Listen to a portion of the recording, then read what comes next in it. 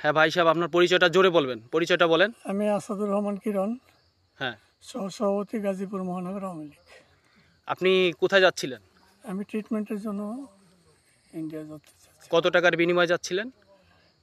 টাকা টোকা কোনো ই করা হয় না। তো টাকা ছাড়া আপনি ইন্ডিয়াতে যাচ্ছেন, কার মাধ্যমে যাচ্ছেন? আমি তো চিনি না ওদের। আমার যে লোক এই লোক তার এখানে কত টাকা কন্ট্যাক্ট হয়েছে আপনার? 1 লাখ টাকার মতো। 1 লাখ টাকা কন্ট্যাক্ট, তাই না? আচ্ছা, বুঝতে পারছি। ঠিক আছে।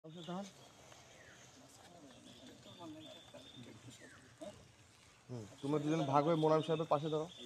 ওটা আপনার না।